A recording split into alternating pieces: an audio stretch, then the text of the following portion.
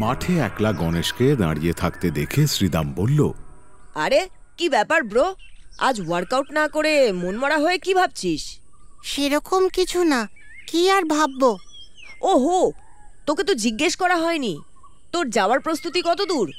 তোর ড্যাড রাজি হলো? আমি তো পারমিশন পেয়ে গেছি, হাতে তো সময় মাত্র একটা দিন। আমি তো এখনো যাওয়ার কথা মম আর ড্যাডকে বলতেই পারিনি। এ বাবা, তাহলে তুই কি করবি গনু? তুই কি যেতে পারবি না আমাদের সঙ্গে সি বিচে? আরে ব্রো, তুই ছাড়া তো বিচে যাওয়াটাই মাটি হয়ে যাবে। আমি দেখছি কত দূর কি করতে পারি, আশা করি যাওয়ার পারমিশন দিয়ে দেবে। তাহলে তো বেশ ভালো, মোট কথা আমাদেরকে জানাস। তার জন্য তো এখন আমাকে বাড়ি ফিরতে হবে। বাড়িতে গিয়েই মম আর ড্যাডকে আমার সি বিচে যাওয়ার কথাটা বলতেই হবে। আচ্ছা তাই কর, hope for the best. Ganesh Sridam আর ললিতাকে বিদায় জানিয়ে ঘরে ফিরে নিজের রুমে দরজা দিয়ে বসে রইল।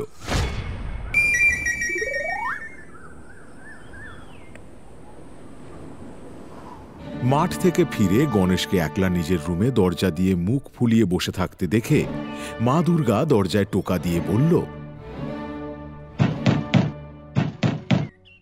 গনু, দরজাটা খোল বাবা। হ্যাঁ মম, খুলছি।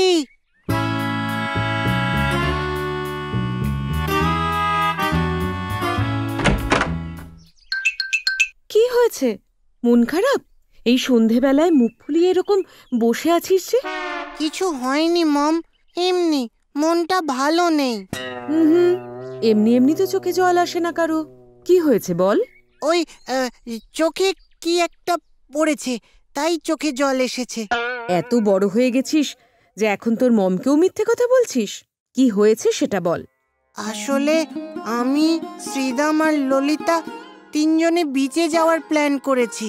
ওরা সবাই পারমিশন পেয়ে গেছে ওদের বাড়ি থেকে, বাকি শুধু আমি। ও, এই ব্যাপার? এর জন্য কেউ বাচ্চাদের মতন চোখের জল ফেলে নাকি? ঠিক আছে, আমি তোর ড্যাডের সঙ্গে কথা বলে দেখছি। কবে যাবি তোরা? পরশু সকালে, ওই দিনই ফিরে আসবো। তুমি শুধু ড্যাডকে ম্যানেজ করো মম। মহাদেব ল্যাপটপে মুখ গুঁজে কিছু একটা দেখছে। এমন সময় দুর্গা গণেশ বাবাজিকে সঙ্গে নিয়ে রুমে প্রবেশ করে।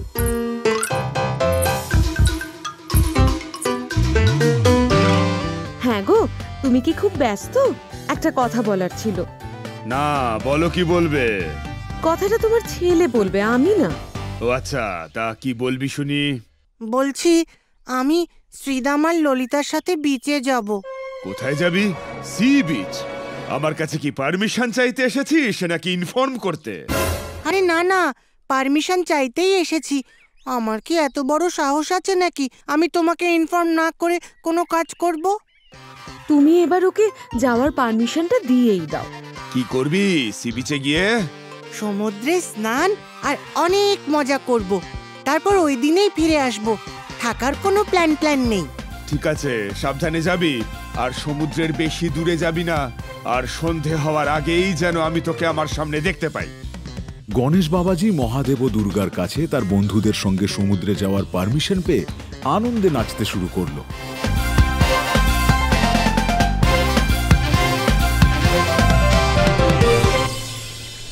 সকাল সকাল গণেশ বাবাজি ব্যাগপত্র নিয়ে তার বন্ধুদের সঙ্গে সমুদ্রে যাওয়ার জন্য রওনা দিল।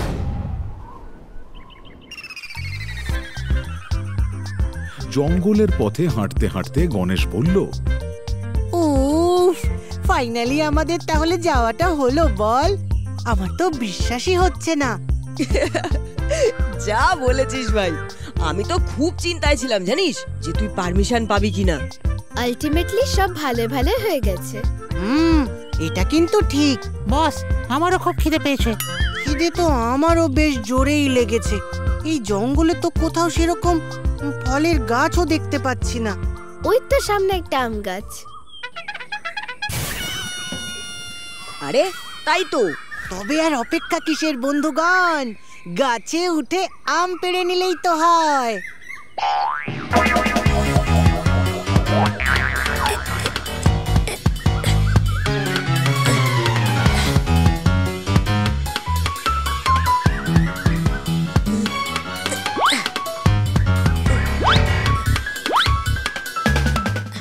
কথা শেষ করে শ্রীদাম চট করে গাছে উঠে পড়ে আর গাছ থেকে টপাটপ আম পেড়ে গণেশ আর ললিতাকে দিতে থাকে।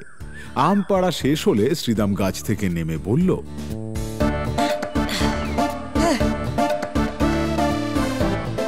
নে এবার মন প্রাণ পেট ভরে আম খা।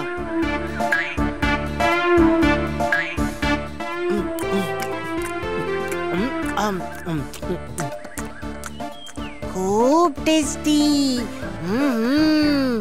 হ্যাঁ সেই, তোরা তাড়াতাড়ি আম খাওয়া শেষ কর, না হলে আমাদের বিচে পৌঁছতে অনেক দেরি হয়ে যাবে, আবার ব্যাক করতে হবে তো। আরে মুশিক কোথায় গেল? মুশিক, এই মুশিক, কোথায় তুই? মুশিক! ওদিকে মুশিক একটা মেয়ে ইঁদুরকে দেখে তার পেছনে দৌড় লাগিয়েছে। কে তুমি নন্দিনী? আগে তো দেখিনি। কে তুমি নন্দিনী? আগে তো দেখিনি। চলেছ এই পথে রূপে যে রঙ্গিনী। কে তুমি নন্দিনী? আগে তো দেখিনি। চলেছ এই পথে রূপে যে রঙ্গিনী। Wow, I am so impressed. তুমি খুব সুন্দর গান গাও। Thanks darling, you are really gorgeous. What is your name? Myself Mishka. Actually আমি এই জঙ্গলে না নতুন এসেছি। Hi, I'm Mushik. नाम तो सुना ही होगा. You can call me anything as you like, but now I have to go. My boss is waiting for me. Heart hacker Mushik. এটাই আমার ইনস্টাগ্রাম আইডি, ফলো করে নিও। Bye baby, by. ইনস্টাতে কথা হবে। বাই। এই হতচ্ছাড়া, কোথায় গিয়েছিলি? এই তো সামনেই ছিলাম। আসলে আমার এক বন্ধুর সাথে দেখা হয়ে গেছিল, তাই ওর সাথে কথা বলতে গিয়ে একটু দেরি হয়ে গেল। বন্ধু না বান্ধবী? বস, তুমি কি জানো না বন্ধু নামের তো কোনো পদবি নেই। বন্ধু ঠিকানা হাত বাড়ালেই। হয়েছে হয়েছে, আর গান গাইতে হবে না। এবার চল, এমনিতেই অনেকটা দেরি হয়ে গেছে। আমরা কত চিন্তায় পড়ে গিয়েছিলাম জানিস, তোকে খুঁজে না পেয়ে। আরে সেই জন্যই তোকে বাই বলে চলে এলাম। উদ্ধার করেছো আমায়। এবার চলো।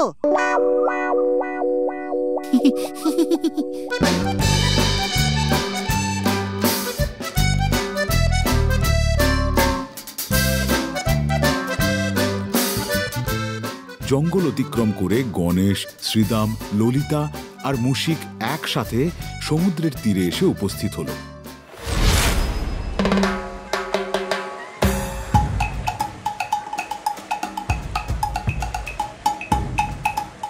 ওরা দেখল সমুদ্রে প্রচুর লোকজন স্নান করছে। কেউ মজা করছে, কেউ ফটো তুলতে ব্যস্ত, আর কেউ বা ব্যস্ত ভিডিও বানাতে। ইয়াহু! ফাইনালি! হো হো! ইয়েস! আজ ফাটিয়ে মজা হবে ভাই। তাহলে আর দেরি কিসের, আমি চললাম জলে ঝাঁপাতে। আমিও যাব।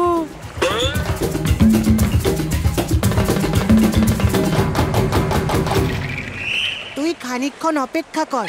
তুইও যদি আমাদের সাথে জলে নেমে যাস, তাহলে আমাদের জিনিসপত্রগুলো কে পাহারা দেবে?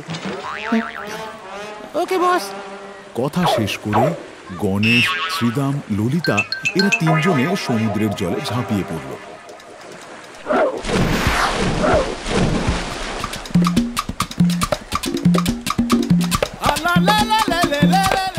ওরা তিনজনেই জলের মধ্যে খুব আনন্দ করতে থাকলো। এই গনু, আমরা অনেকক্ষণ জলে আছি, এবার চল উঠি।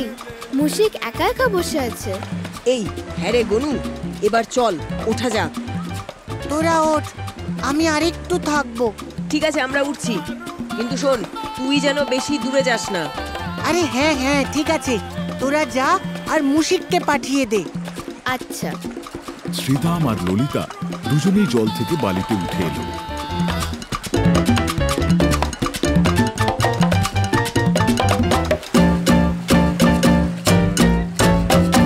পরে অপেক্ষারত মুশিককে বলল, তুই আমাদের জন্য অনেকক্ষণ অপেক্ষা করলি, এবার তুই চলে যা, আমরা জিনিসপত্র দেখছি। যা যা, তুই যা। আচ্ছা। আর শোন, গনুকে একদম বেশি দূরে যেতে দিবি না। আরে তোমরা একদম চিন্তা করো না, আমি বসের সঙ্গে সব সময় আছি। কথা শেষ করে তড়ি ঘড়ি মুশিক জলে নেমে গণেশের কাছে পৌঁছে যায়।